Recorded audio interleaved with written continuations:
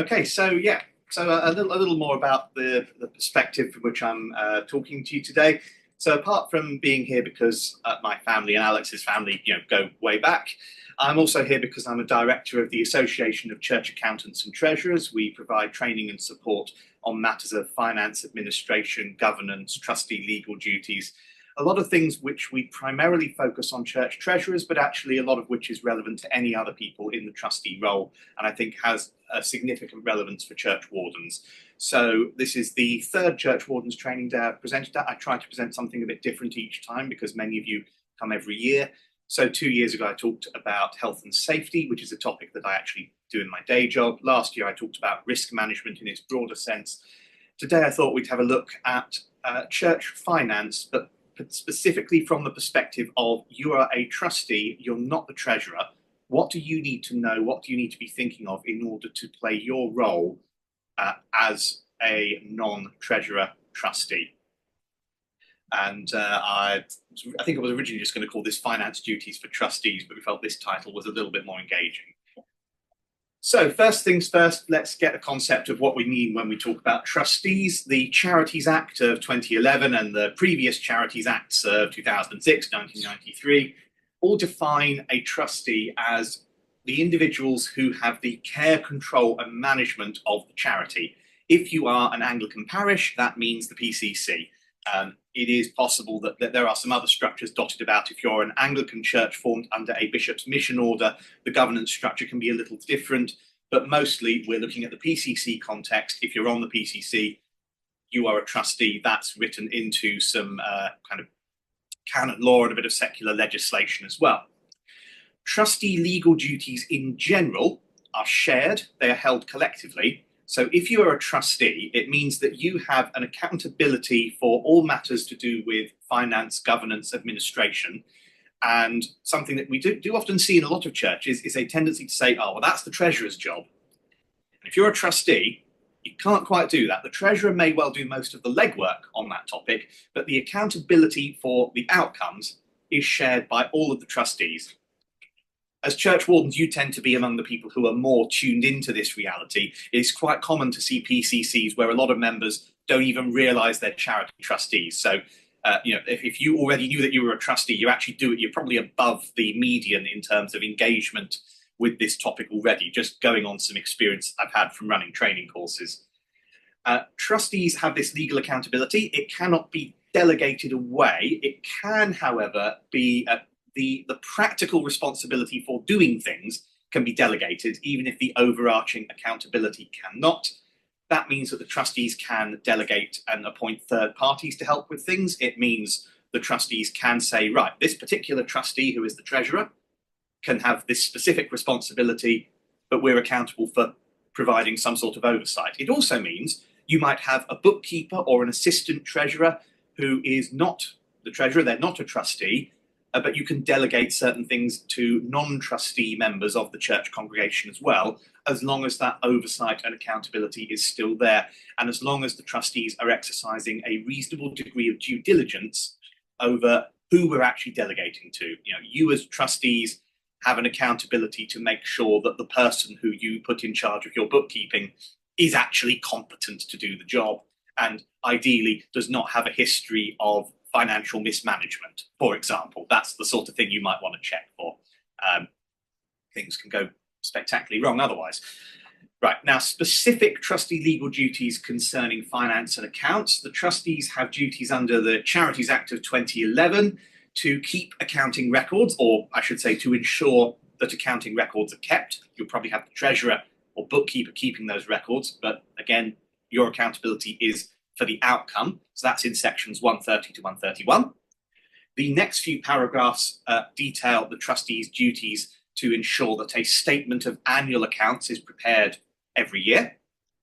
And then if you skip down the act a bit up to section 144, we get the duty to ensure independent scrutiny of the accounts. For most of you, this is going to take the form of something we call independent examination. Occasionally, it will take the form of an audit, making sure it happens so that you've got that stamp of approval on your accounts each year that allows people to look at your accounts and go, yep, that's probably right. When you're a trustee, there are, of course, lots of good resources out there. They're not all provided by ACAT. We often recommend that trustees have a look at these things called the 5-minute guides, which you can find on the Charity Commission website, or just you Google Charity Commission 5-minute guides. It'll come up as the top result after the silly Google sponsored adverts and things. They're supposed to take 5 minutes each to read. There are 1, 2, 3, 4, 5, 7. Okay, 35 minutes of reading time. That's not too big a demand to place on. I reckon every trustee ought to read these. There are lots of other bigger documents you can read as a charity trustee that are going to be more demanding on your time. If you want to find something that is a very efficient use of your time to get a general overview, here's an excellent place to start. Not too demanding. Set aside 3/4 of an hour, read through all of them. For today's topic, the particularly relevant one, of course, is that second bullet point, managing finances. So this is what trustees, not just the treasurer, need to know. Effectively, it's a 5-minute guide that should tell you the same thing I'm trying to tell you here. So I don't know, maybe if I do the job well enough, maybe you don't need to. No, you should still read it. You should still read it. The legal obligations of trustees and the duties that the Charity Commission expects you to fulfil are set out in this longer guidance document, which actually is also quite a good idea to read. It's called CC3. Most Charity Commission guidance is CC followed by a number. And then the fuller title is The Essential Trustee, What You Need to Know and What You Need to Do. Have I written it on? No, I haven't. It's called What You Need to Do and What You Need to Know. But again, Google Charity Commission CC3. That will be the first thing that comes up after the ads. The duties are broken up into a number of broad categories which are fleshed out within the guidance. One, the trustees are, ignore the bit that says previous section. Sorry, I copied this slide over from a training course in which we talked about eligibility in the immediately preceding section. Sorry, oversight on my part there. But the trustees have a duty to make sure they're legally able to be trustees. They need to make sure the charity carries out its purposes for the public benefit, which is basically the law saying it's your responsibility to fulfill the Great Commission, which is nice because it's relatively rare for secular law to tell you you have to do that. But if you're a church trustee, that's basically what the law is saying.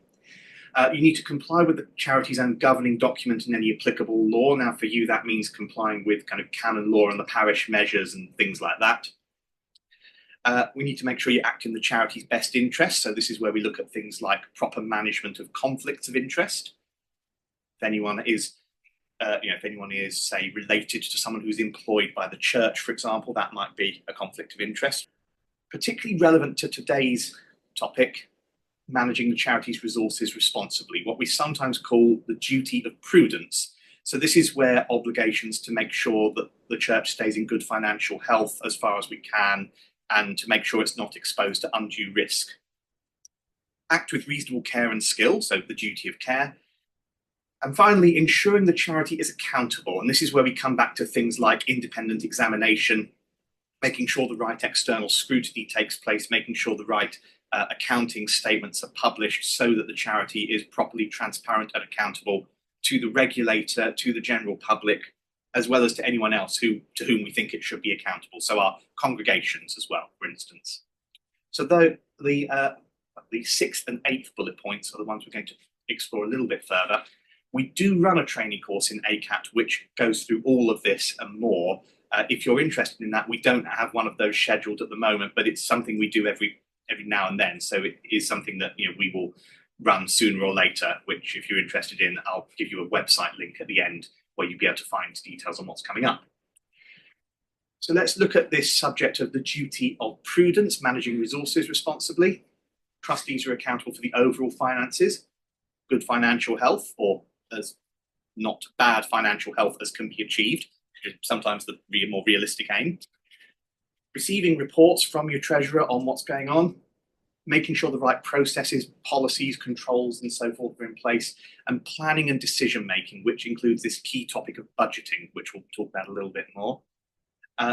Finance processes you want to see be in place as non-treasurer trustees. Something you can do to help is, provide support, provide input on the development of these processes, make sure that the treasurer isn't the only one who remembers that people ought to actually follow them. Because that can be I can tell you, it's a real headache for treasurers when they're the only one who thinks these processes matter. They're necessary for good accountability, auditability, smooth operation.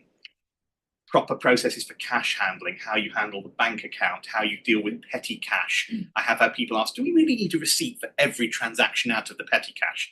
I'll let you guess what the answer to that question was. It's worth noting, actually, cash receipts are more important because cash transactions are inherently less traceable. You want to avoid cash, really, if another alternative is available. Methods we use for issuing and receiving payment. How do we control and authorize expenditure? This does actually come back to budgeting. Fundraising, how do we generate our income? What processes do you have for trustee oversight? What kind of reports do the trustees receive? And generally, how do we ensure security? How do we prevent fraud? We like to think it'll never happen. Sadly, it does. Even at the hands of people who we love and trust as members of our congregations. In fact, it's usually someone like that when it does happen, because they're the people that we trust enough to have access to the money. And tragically, we are sinful humans. We succumb to temptation from time to time. You need to make sure that the church is protected from that with its finances. Policies all charities ought to have. The Charity Commission requires you to have a reserves policy saying what kind of level of reserves you try to maintain. People often ask, well, how much should we maintain? The slightly unsatisfying answer is it is a subjective trustee judgment you have to make based on your level of risk as you judge it. Though there is a bit of further guidance on that topic, which you can find, I think, on the Charity Commission website. If applicable, if you have investments or your non-cash assets to deal with, you might want a policy for how you manage those.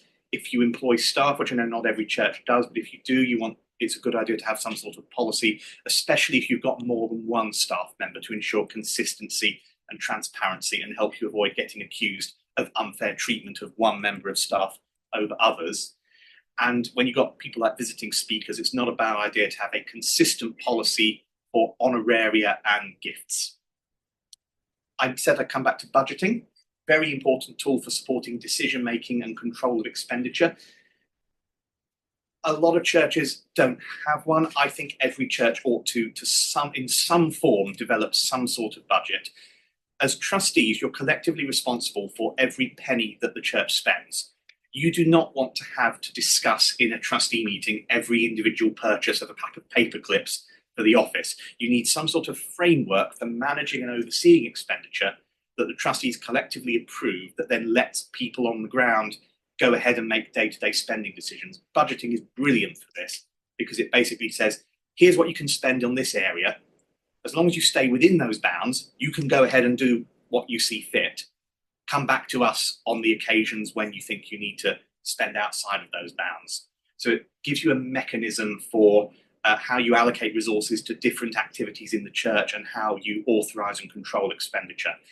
Also, at a more strategic level, if we go back to the top of the bullet list, because I'm going slightly out of sequence here, but strategically, budgeting forces you to ask and answer the question, what are our main ministry and missional priorities? Sooner or later, you're going to have to make some decisions about what you do and don't spend money on. Budgeting helps you clarify what are your actual operational priorities. It helps you to recognize the shared responsibility that the trustees have. It doesn't completely help you avoid surprises, but it certainly reduces the number of surprises that come up if you have a robust budget for the year ahead. You'll be caught off guard less often.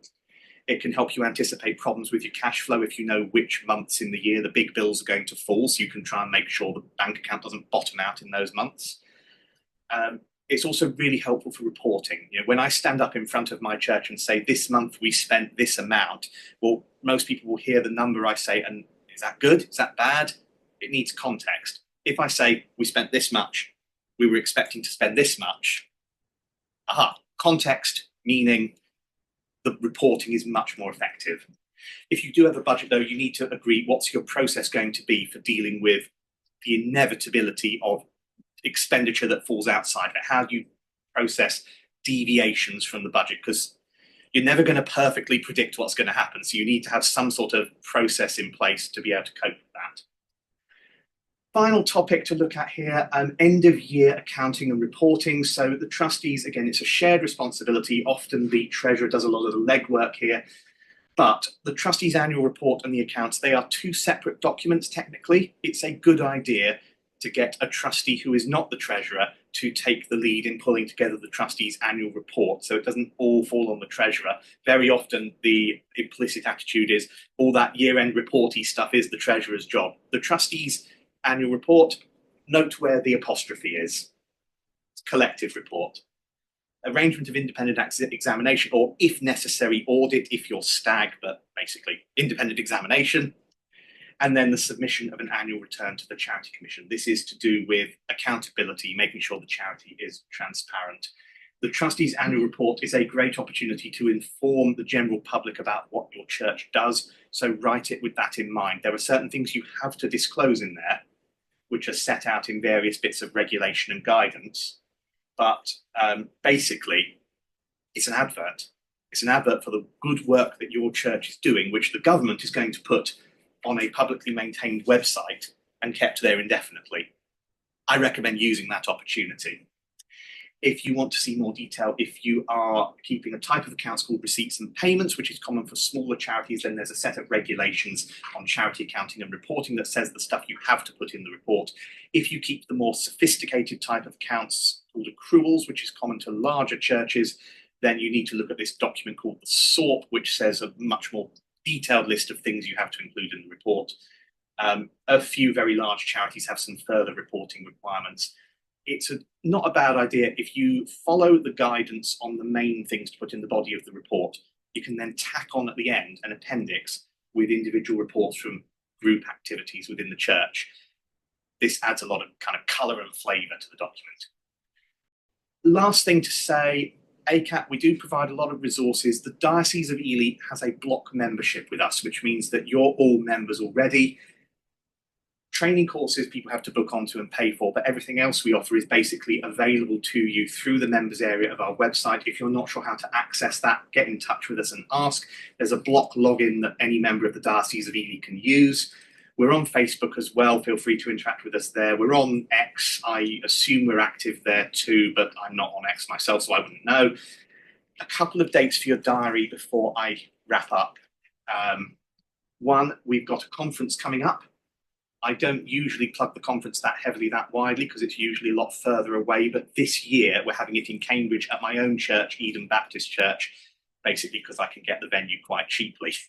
Which means that whereas, say, last year it was £65 and required going to Birmingham, this year it's £20 and involved going to central Cambridge. It's a good event for anyone involved in church finance, administration, governance. I think it would be very relevant and helpful for churchwardens. So do check that out. If you go onto our website, you can easily find the conference. That is one that you can recommend to your treasurers. That is one that you can consider for yourselves. The second date for your diary, which is probably more one to recommend to your treasurers, is a training course that I am going to be delivering here on the 30th of November. It's called Being a Treasurer, the Basics. It's our standard flagship training course for church treasurers and other finance people. If as a warden you're quite closely involved with that, by all means, this will be good for you as well. Otherwise, this is one to refer to your treasurers. They should get something through from Sarah and Lorraine in due course about it anyway, but by all means, nudge them in this direction because it should be a good course. We'll get to take advantage of this lovely new facility that you've got. I'm really looking forward to it. I'll be delivering that course with a guy called Bob Skelton, who some of you may have crossed paths with. He's also quite actively involved with the Diocese and attend Ely Cathedral.